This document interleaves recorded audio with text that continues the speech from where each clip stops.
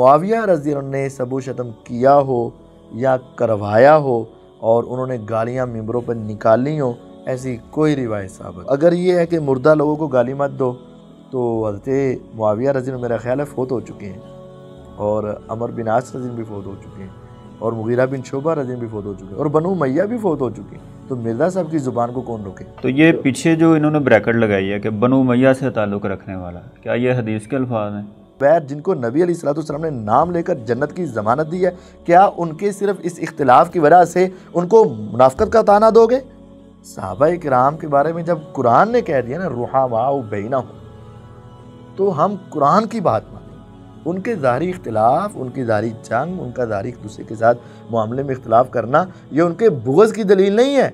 अगर आप एक जंग को बुग़्ज़ के ऊपर महमूल करोगे, तो जो उससे पहले हो चुकी है उसको भी क्या करना पड़ेगा? बुग़्ज़। और फिर नऊज़ बिल्लाह उन सहाबा के बारे में क्या कहना पड़ेगा? और उससे पहले जो उनका आपस में इख्तिलाफ हुआ थे अब्बास और अली रज़ी का, उनको में से किसको कहोगे फिर? अस्सलामु अलैकुम रहमतुल्लाहि व बरकातुहू। बिस्मिल्लाहिर रहमानिर रहीम। नाज़रीन किराम, सबसे पहले हम आपको नहज स्टूडियो के प्लेटफार्म से खुशामदीद कहते हैं। तो मैं हूं आपका होस्ट उमर जर्रार। तो जैसा कि आप जानते हैं कि हमारा ये प्रोग्राम जिसका उन्वान है हकीकत क्या है, इस प्रोग्राम में हमने अहले बैत के मुतालिक उनके फ़ज़ाइल व मनाक़िब पर एक नया सिलसिला शुरू किया है, और उसी सिलसिले को आगे चलाते हुए गुज़िश्ता एपिसोड में हमने सैयदना अली मुर्तज़ा रज़ियल्लाहु ताला अन्हो के फ़ज़ाइल व मनाक़िब जो थे वो आपकी खिदमत में पेश किए। और इसी तरह इंजीनियर मोहम्मद अली मिर्ज़ा का रिसर्च पेपर 5B जो है, जो उसमें मिर्ज़ा साहब ने सैयदना अली मुर्तज़ा रज़ियल्लाहु ताला अन्हो के फ़ज़ाइल का एक उन्वान कायम किया है, और उस उन्वान में अली मुर्तज़ा रज़ियल्लाहु ताला अन्हो के वो कुछ फ़ज़ाइल को लेकर आए, और फिर इसी तरह सैयदना अली रज़ियल्लाहु ताला अन्हो के फ़ज़ाइल को आड़ बनाकर सहाबाए किराम पर तानो तशनीह करने की एक वो जिसारत करते हैं। तो हमने गुज़िश्ता एपिसोड में हदीस नंबर 35 तक, जो कि मिर्ज़ा साहब ने अपने इस रिसर्च पेपर में दर्ज की हैं, हदीस नंबर 35 तक बात की थी।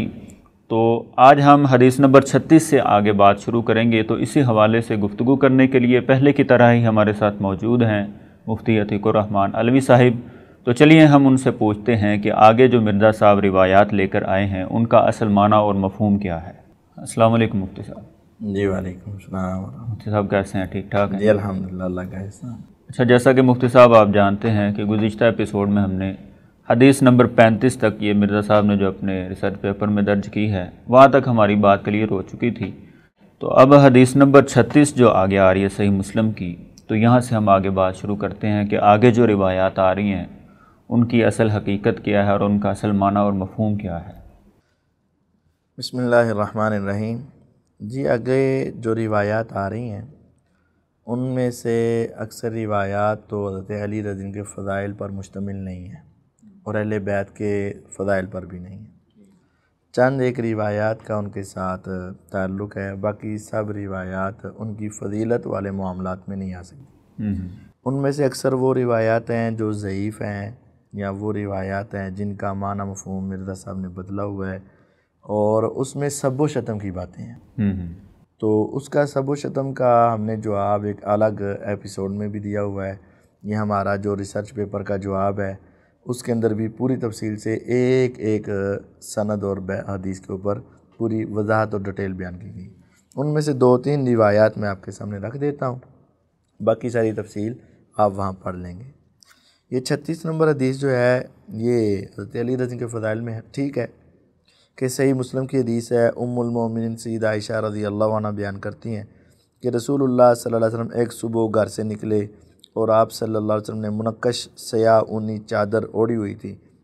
इसी दौरान सैयदना हसन बिन अली रज़ियल्लाहु अन्हु आए तो आपने उन्हें अपनी चादर में दाखिल फरमा लिया। फिर हज़रत हुसैन बिन अली रज़ियल्लाहु अन्हु आए तो आपने उन्हें भी अपनी चादर में दाखिल फरमा लिया। फिर सैयदा फ़ातिमा तो ज़हरा रज़ियल्लाहु अन्हा आई तो आपने उनको भी चादर में दाखिल कर लिया। फिर हज़रत अली रज़ियल्लाहु अन्हु आए तो आपने उनको भी दाखिल फरमा लिया चादर में। फिर रसूलुल्लाह सल्लल्लाहु अलैहि वसल्लम ने कुरान की आयत तिलावत फरमाई, इन्नमा युरीदुल्लाहु लियुज़हिबा अन्कुमुर रिज्सा अहलल बैत। तो यहाँ से साबित होता है कि ये पाँचों अहले बैत हैं, लेकिन यहाँ से ये साबित नहीं होता कि सिर्फ़ यही पाँचों अहले बैत, तो ये भी अहले बैत हैं, और दूसरी हदीस से दूसरों का अहले बैत होना भी साबित होता है। और बल्कि ये जो आयत सूरत अहज़ाब की है ये तो उतरी ही आपके अज़वाज मुतहरात के बारे में। सही। तो असल अहले बैत तो आपके अज़वाज मुतहरात हुई ना, जिनको कुरान ने कहा है इन्नमा युरीदुल्लाहु लियुज़हिब अन्कुमुर रिज्सा अहलल बैत। कुरानी उसलूब के एतबार से ये आयत फ़कत आपके अज़वाज मुतहरात के लिए, लेकिन नबी अलैहिस्सलातु वस्सलाम ने इसको बाकी अफराद के ऊपर भी अप्लाई किया है। तो यहाँ से अहले बैत में हज़रत अली के शामिल होने की एक दलील और सबूत है, और ये वाक़तन उनके लिए एक एज़ाज़ की बात है। बिल्कुल। उससे आगे जो 36 नंबर हदीस है, वो मेरे सहाबा को गाली मत दो, 37 नंबर जो हदीस है। इससे आगे जो 37 नंबर हदीस है कि आप सल्लल्लाहु अलैहि वसल्लम ने फरमाया कि मेरे सहाबा को बुरा भला मत कहो, गाली मत दो।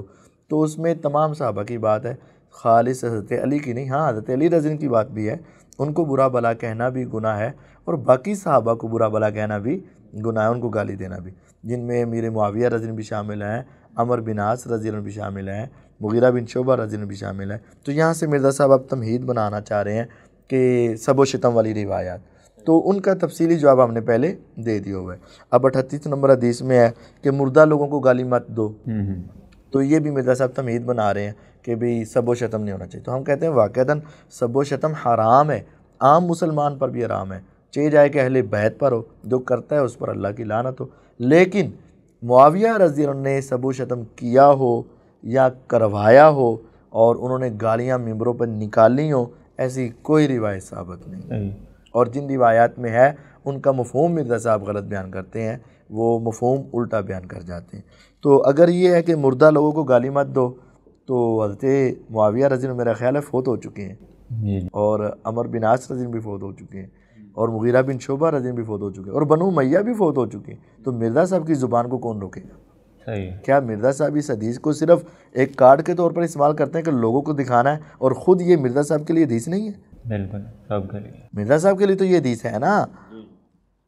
तो फिर आगे मिर्ज़ा साहब ने बजाय इसके कि अहले बैत की अज़मत बयान करते, तो फिर वो रिवायत बयान करनी शुरू कर दी कि अगर मेरी बेटी फ़ातिमा भी चोरी करती, मैं उसके हाथ भी कटवा देता। ये लफ्ज़ बोले, उसके हाथ भी कटवा देता, उसके हाथ, इसका मतलब ज़्यादा हाथ, एक नहीं, कटवा देता, काटता नहीं। हालांकि रिवायत में ऐसा नहीं है। आपने फरमाया कि अगर वो भी चोरी करती तो मैं उसका हाथ भी काट देता। तो बहरहाल ये बयान करके कहना चाहते हैं कि जो मर्ज़ी हो सब के ऊपर एक हुक्म ही लगेगा। तो ठीक है, एक हुक्म लगेगा, लेकिन ये हुक्म अहले बैत और दूसरे तमाम अफराद पर एक लगेगा। तो बात ये कि अहले बैत की तरफ से या दूसरों की तरफ से मिंबरों पर गालियाँ निकलवाना किसी जगह से साबित नहीं। ये तो आगे ये सही बुखारी वाली, हाँ, जो वो हदीस जो है उसका मैं आपको मफ़हूम बता देता हूँ, आप पढ़ लेना कि मिर्ज़ा साहब ने किस तरह उसके अंदर झूठ बोला है और कैसे कैसे मामलात किए हैं। ये सही बुखारी की 39 नंबर हदीस ना 39 कि सैयदना अबू हाज़म ताबी रहमहुल्लाह बयान फरमाते हैं कि एक आदमी सैयदना सहल बिन साद अस्साइदी रज़ी अल्लाह के पास आकर बताने लगा कि फ़लाँ शख्स जो अमीर मदीना है अपने मिंबर पर सैयदना अली बिन अबी तालिब रज़ी का बुरे अंदाज से ज़िक्र करता है। अच्छा, एक बंदे ने आगे कहा कि फ़लाँ शख्स जो है ना, वो अमीर मदीना जो है, जो हज़रत अली को बड़ा बुरा भला कहता है। अच्छा, उन्होंने पूछा वो क्या कहता है? उसने बताया जी हकारत के साथ उनको अबू तुराब कहते हैं। अब ये लफ्ज़ हकारत ब्रैकेट में आ गया। असल हदीस में क्या था कि वो उनको क्या कहता है? अबू तुराब। मिर्ज़े ने अब चूँकि अब इस रिवायत को उनके ख़िलाफ़ पेश करना था, तो हकारत के साथ। भाई अबू तुराब कहना तो मेरे नबी की सुन्नत है। अबू तुराब तो हज़रत अली रज़ी को सबसे ज़्यादा पसंदीदा अमल था और ये पसंदीदा नाम था, तो वो जी अबू तुराब कहता है। अच्छा, तो ये तो इनको ही नहीं है, लेकिन मिर्ज़े ने इसको तो इन कैसे बनाने की कोशिश की कि लफ्ज़ उसमें दरम्यान में क्या ऐड कर दिया? हकारत के साथ उनको अबू तुराब कहते। इनसे पूछे कि तू वेखन दिया सी, आप सुन रहे थे? किस मुहद्दिस ने कहा है कि वो हकारत के साथ अबू तुराब कहता था? किसने बताया? किस साहबी ने कहा है? किस ताबी ने कहा है? किसने सुना है कि वो हकारत के साथ कह रहा है? ये सिर्फ ये है कि वो उनको क्या कहता है? अबू तुराब कहते हैं। मिर्ज़े ने ब्रैकेट लगा दी कि उसको हकारत के साथ।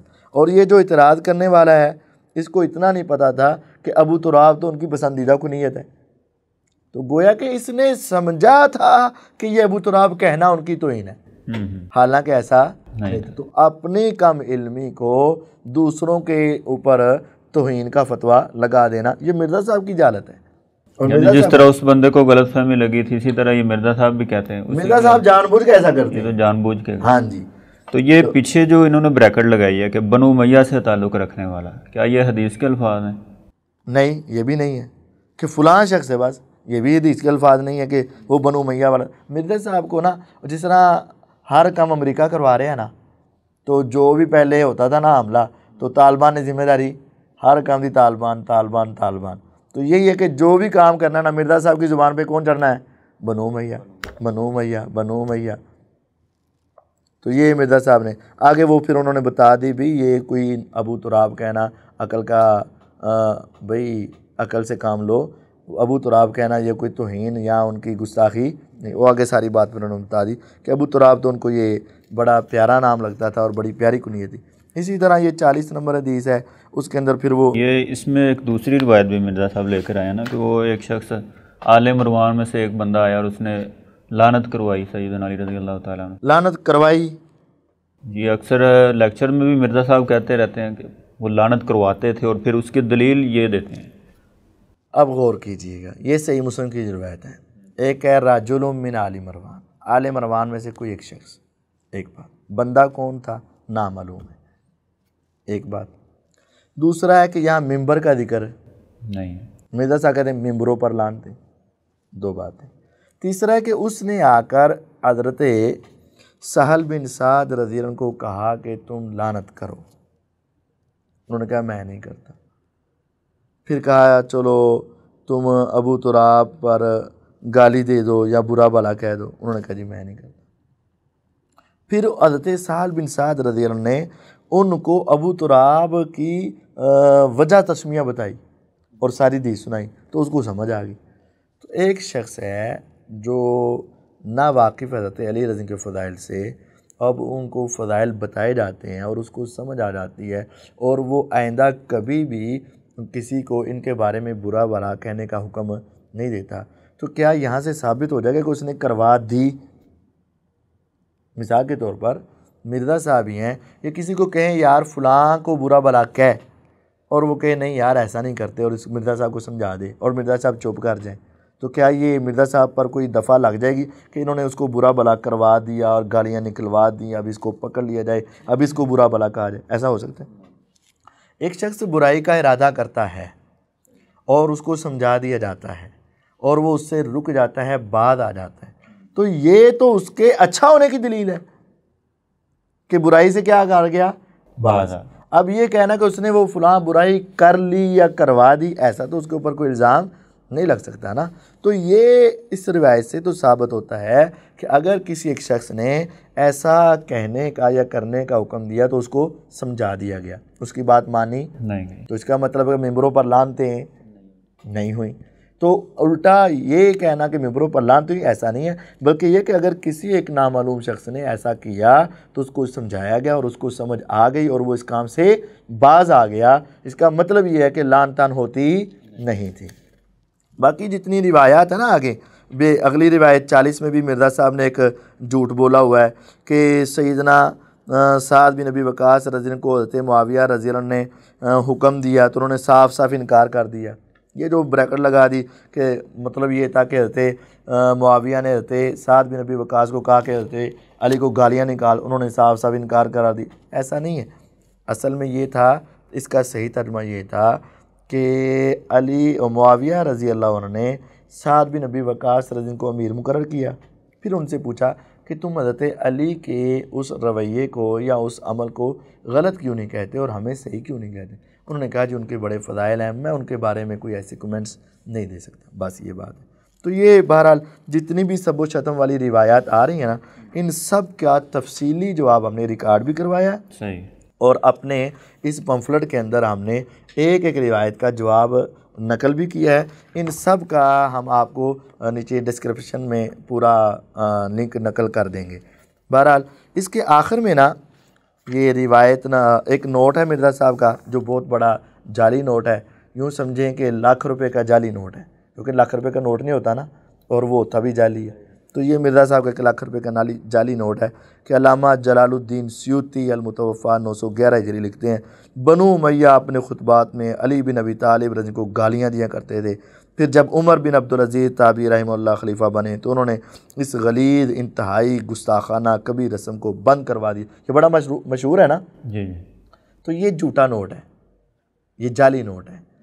ऊपर ख़ुद ही लिख दिया कि इमाम जलालुद्दीन सयूती रहमहुल्लाह का फ़ौत हुए 911 हिजरी में, तो गोया कि नबी अलैहिस्सलातु वस्सलाम से 900 साल बाद, आपकी वफ़ात से 900 साल बाद। तो अगर हम इसको बड़ा भी मान ले तो 800 साल का फासला तो है ना दरमियान में। तो 800 साल की सनद कहाँ है? एक होती है ज़ईफ़, एक होती है गप। तो ये मिर्ज़ा साहब ने गप नकल किए हुए हैं, जो ऊपर लिखा हुआ है कि तरीक़ की झूठी रिवायतों से पाक है। हाँ, झूठी बेसनद रिवायतों से पाक, ये सारी बेसनद है। फिर इसके आगे जो रिवायात नकल की हैं वो दोनों ज़ईफ़ हैं। 46 नंबर हदीस में जो 2 रिवायत नकल की हैं वो दोनों ज़ईफ़ हैं। ये भी आपने डिस्कस की है? ये सब कुछ डिस्कस किया हुआ है, सब की तफसील बयान की है। हाँ, 47 और 48 नंबर हदीसें ये सुनने वाली हैं और इनका मफ़हूम समझने वाला है। सही मुस्लिम की हदीस है 47 नंबर यहाँ कि सैयदना अली रज़ी अल्लाह बयान फरमाते हैं, कसम उस ज़ात की जिसने दाने को फाड़ा यानी नबातात निकाले और मखलूक़ात को पैदा फरमाया, बेशक नबी उम्मी सल्लल्लाहु अलैहि वसल्लम ने मुझसे ये अहद किया था कि मुझसे यानी सैयदना अली से सिर्फ मोमिन ही मोहब्बत रखेगा और मुनाफिक ही मुझसे नफ़रत करेगा। ये रिवायत पेश करके मिर्ज़ा साहब जो है ना ये बावर कराना चाहते हैं कि अली से मोहब्बत नहीं रखेगा मगर मोमिन और बुग़्ज़ नहीं रखेगा मगर मुनाफिक। अली से मोहब्बत रखने वाला मोमिन और बुग़्ज़ रखने वाला मुनाफिक है। तो ये फ़ौरन बात उधर जाती है कि जिन्होंने हज़रत अली के साथ जंगें की तो नऊज़ुबिल्लाह उनके दिलों में क्या था? बुग़्ज़, और फिर वो क्या हो गए? ये तासुर देने की कोशिश करें। हम उनसे पूछते हैं कि जंग एक हुई कि दो हुई? दो हुई। अगर ये तासुर तुम हज़रत मुआविया के बारे में देते हो तो उससे पहले जो जंग हुई उसमें कौन कौन था? तलहा, ज़ुबैर, सैयदा आयशा रज़ी और बीसियों सैकड़ों सहाबा इकराम। तो क्या उन सब के बारे में मुनाफ़िक़त का फतवा दोगे? क्या तलहा और ज़ुबैर जिनको नबी अलैहिस्सलातु वस्सलाम ने नाम लेकर जन्नत की ज़मानत दी है, क्या उनके सिर्फ इस इख्तिलाफ़ की वजह से उनको मुनाफ़िक़त का ताना दोगे? क्या अम्मी आयशा रज़ी को मुनाफ़िक़त का ताना दोगे? नहीं भाई, इख्तिलाफ़ होना और चीज़ है, लड़ाई हो जाना और चीज़ है, और बुग़्ज़ रखना और चीज़ है। अगर आप सिर्फ इख्तिलाफ़ को बुग़्ज़ समझोगे ना और ये रिवायत उन पर पेश करोगे तो फिर मुझे बताओ हज़रत अली रज़ी की कुनियत अबू तुराब क्यों पड़ी थी? अम्मी फ़ातिमा तो ज़हरा रज़ी का हज़रत अली रज़ी के साथ क्या हुआ था? तो क्या नौज़ुबिल्लाह ये रिवायत उठाकर अम्मी फ़ातिमा के ऊपर भी फेटो करोगे? क्या हज़रत अली और हज़रत अकील का आपस में इख्तिलाफ़ नहीं हुआ? क्या हज़रत अकील जो अहले बैत हैं क्या उसको भी बुग़्ज़ और मुनाफ़िक़त का फतवा दोगे? हज़रत अब्बास रज़ी अल्लाह और हज़रत अली और हज़रत अब्बास का इख्तिलाफ़ हुआ, इतना शदीद इख्तिलाफ़ हुआ कि एक दूसरे के साथ बहुत तलख़ी हुई और हज़रत अब्बास रज़ी ने बहुत सख्त कलिमात और जुमले कहे और उनका फ़ैसला बार बार करने के बारे में हज़रत उमर रज़ी के पास पहुँचे। तो क्या उनके ऊपर ये फतवा लगेगा? नहीं भाई, इख्तिलाफ़ हो जाए। इख्तिलाफ़ यहाँ तक हुआ नबी सल्लल्लाहु अलैहि वसल्लम हज़रत अली रज़ी के घर में गए और पूछा तहज्जुद पढ़ते हो? उन्होंने फरमाया हमारी रूह अल्लाह ताला के पास होती, जब चाहता है भेज देता है, हम उठ जाते हैं, जब नहीं चाहता नहीं उठते। तो आपने अपने रानों पे हाथ मार के कहा वकाना इंसान अक्सर शहीन। तो ये भी तो आपने उनकी इस बात को ज़रा वकाना इंसान अक्सर शहीन ज़्यादा लगा कि अपने अपने रानों पे हाथ मार के कुछ बात समझानी चाहिए। तो क्या उस वक़्त किसके बारे में बात करोगे भाई? इख्तिलाफ़ होना और बात है। ये रिवायत ये तो बताती है कि मोहब्बत होगी तो मोमिन होगा, बुग़्ज़ होगा तो मुनाफ़िक़त होगी। बुग़्ज़ और चीज़ है और इख्तिलाफ़ राय और चीज़। सहाबा किराम के बारे में जब कुरान ने कह दिया ना रुहमाउ बैनहुम, तो हम कुरान की बात मानेंगे। उनके ज़ाहिरी इख्तिलाफ़, उनकी ज़ाहिरी जंग, उनका ज़ाहिरी एक दूसरे के साथ मामले में इख्तिलाफ़ करना ये उनके बुग़्ज़ की दलील नहीं है। अगर आप एक जंग को बुग़्ज़ के ऊपर मामूल करोगे तो जो उससे पहले हो चुकी है उसको भी क्या करना पड़ेगा? और फिर नऊज़ुबिल्लाह उन सहाबा के बारे में क्या कहना पड़ेगा? और उससे पहले जो उनका आपस में इख्तिलाफ़ हुआ थे अब्बास और अली रज़ी का, उनको में से किसको कहोगे? फिर किसके बारे में मुनाफ़िक़त का ताना दोगे? फिर हज़रत अली और हज़रत फ़ातिमा तो ज़हरा रज़ी का इख्तिलाफ़ हुआ तो उसमें किसको कहोगे? जो हज़रत अली और हज़रत अकील का हुआ किसको कहोगे? नहीं। ये तमाम दलाइल हमें समझाते हैं कि इख्तिलाफ और चीज़ है और बुग़्ज़ और चीज़ है। अली रज़ी से बुग़्ज़ रखने वाला मुनाफिक है, इख्तिलाफ करने की वजह से बंदा मुनाफिक, यानी इस रिवायत को किसी एक सहाबी पर भी फिट नहीं, किसी पर सहाबी पर, क्योंकि कुरान कह रहा है रुहमाउ बैनहुम, और कुरान कह रहा है वअल्लफ़ बैना कुलूब, अल्लाह ने उनके दिलों के दरमियान क्या डाल दी है, उल्फत। ए नबी सल्लल्लाहु अलैहि वसल्लम, अगर आप रूए ज़मीन की हर शय भी खर्च कर देते तो आप इनके दिलों के दरमियान उल्फत, वलाकिन अल्लाह अल्लफ़ बैनहुम, अल्लाह कहता है उल्फत डाली और मिर्ज़ा कहता है बुग़्ज़ था। हम किसकी माने? अल्लाह सच्चा है और मिर्ज़ा झूठ बोलता है, अल्लाह ताला की बात सच्ची। तो ये रिवायत बिल्कुल ठीक है, लेकिन इसको किसी सहाबी पर फिट नहीं किया जाएगा। हाँ, ये मुनाफिक, इससे मुराद वो खारजी अफराद हो सकते हैं जो ऊपर ऊपर से इनके साथ थे और वो असल बागी थे और वही वो बाद में खारजी बने, उनके दिलों में इनके बारे में बुग़्ज़ और नफ़रत मौजूद था। बिल्कुल। और अगली रिवायत जो है फ़ज़ाइल सहाबा की, इमाम अहमद बिन हम्बल रहमहुल्लाह ने जो नकल की है 48 नंबर हदीस, सैयदना अबू मरियम ताबी रहमहुल्लाह बयान करते हैं कि मैंने खुद सैयदना अली रज़ी से को ये फरमाते हुए सुना, मेरी ज़ात की वजह से 2 किस्म के लोग हलाक यानी गुमराह हो गए। ये बड़ी अहम रिवायत है। हज़रत अली रज़ी की वजह से कितने लोग गुमराह हुए? एक मिर्ज़ा की किस्म और एक दूसरी किस्म। पहली किस्म है हद से ज़्यादा मोहब्बत में गुलूव करने वाले, हद से ज़्यादा रवाफ़िज़, तो दिल की मोहब्बत की आड़ लेकर ही दूसरे साहबा को तान करते हैं ना। और ये जिनका चैम्पियन मिर्ज़ा साहब ही आजकल बने हुए हैं, ये मोहब्बत में गुलूव की वजह से रिवायात के गलत मफ़हूम बयान कर करके, हदीसों का गलत तर्जुमा कर करके उनकी शान को मज़ीद बढ़ाने की वजह से। और दूसरी किस्म मुझसे बुग़्ज़ रखने वाले, तो जो बुग़्ज़ रखता है वो भी तबाह है, जो हद से ज़्यादा बढ़ता है वो भी तबाह है। और हम कहते हैं हाँ, हज़रत अली के साथ वो मोहब्बत करो जो किताब व सुन्नत की हुदूद के अंदर रह कर होती, और हम ये करते हैं अल्हम्दुलिल्लाह।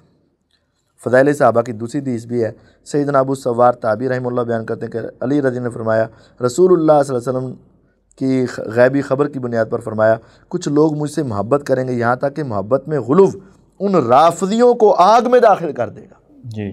मिर्ज़ा साहब ने राफ़िदियों का, तो मिर्ज़ा साहब को चाहिए कि अपने आप पर गौर करें कि क्या वो खुद राफ़िदी तो नहीं हो चुके और वो जहनमी तो नहीं हो चुके, ये अपने आप पर गौर करें। और कुछ लोग मुझसे बुग़्ज़ रखेंगे यहाँ तक कि ये बुग़्ज़ उन नासबियों को आग में ले जाएगा। जी हाँ, जो हज़रत अली से बुग़्ज़ रखे वो नासबी है ना, और अल्हम्दुलिल्लाह हमने कभी उनसे बुग़्ज़ रखा ही नहीं। हम उनके फ़ज़ाइल बयान करते हैं, लेकिन वो जो बसंदे सही साबित हैं और हम उनके साथ मोहब्बत रखते हैं। ना हम नासबी हैं और ना हम राफ़िदी हैं। ये मिर्ज़ा साहब ख़ुद राफ़िदी हैं और हमें नासबी का ताना देते हैं। इनको इंशाअल्लाह इसका जवाब रोज़े क़यामत देना पड़ेगा। तो ये अली रज़ी अल्लाह ताला के जो फ़ज़ाइल मिर्ज़ा साहब ने बयान किए वो हमने आपके सामने रख दिए हैं, और उनके ऊपर जो सबो शतम की जो बातें हैं उनका हम आपको लिंक नीचे डिस्क्रिप्शन में दे देंगे। और ये बात हमने वादे कर दी है कि हज़रत अली रज़ी के साथ मोहब्बत करना ये हमारे ईमान का हिस्सा है, लेकिन मोहब्बत के अंदर एक मेयार होना चाहिए। जो किताब व सुन्नत से साबित है वो माने, लेकिन मोहब्बत की आड़ लेकर दूसरों के ऊपर तान तशनी करना ये दुरुस्त और जायज़ नहीं है। जज़ाकल्लाह मुफ्ती साहब, माशाल्लाह आपने बड़े ही अच्छे अंदाज़ में सैयदना अली रज़ी अल्लाह तआला अन्हु के फ़ज़ाइल व मनाक़िब जो थे हमारे नाज़रीन के सामने पेश किए हैं। तो नाज़रीन, सैयदना अली रज़ी अल्लाह तआला अन्हु के फ़ज़ाइल व मनाक़िब अहले सुन्नत के यहाँ वही काबिल कबूल हैं जो सही सनद से सैयदना अली रज़ी अल्लाह तआला अन्हु के लिए साबित हों। और इस बात पर हमारा बल्कि तमाम मुसलमानों का ये यकीन होना चाहिए कि अली रज़ी अल्लाह तआला अन्हु के जो फ़ज़ाइल व मनाक़िब सही सनद से नबी अलैहिस्सलाम से साबित हैं वो बिल्कुल अथेंटिक हैं और उन पर हमारा ईमान होना चाहिए। तो इस पर अल्हम्दुलिल्लाह हम सब का, मुसलमानों का, तमाम अहले सुन्नत का मुकम्मल तौर पर ईमान है। और जो इन बातों के ऊपर ईमान नहीं रखता है, हम ऐसे बंदे को, यानी जो नबी अलैहिस्सलाम की इन साबित शुदा बातों के ऊपर ईमान नहीं रखता है, उनके फ़ज़ाइल का इनकार कर देता है, तो ऐसे बंदे को हम मुसलमान भी तसव्वुर नहीं करते हैं। तो आज की इस एपिसोड में हमने सैयदना अली रज़ी अल्लाह तआला अन्हु के फ़ज़ाइल व मनाक़िब के हवाले से जो उन्वान शुरू किया था वो अल्हम्दुलिल्लाह क्लियर हो चुका है। तो नेक्स्ट एपिसोड में हम दीगर अहले बैत के अफराद जो हैं उनके फ़ज़ाइल व मनाक़िब आपकी खिदमत में पेश करेंगे। तो आज हमें इजाज़त दीजिए। अस्सलामु अलैकुम व रहमतुल्लाहि व बरकातुहू।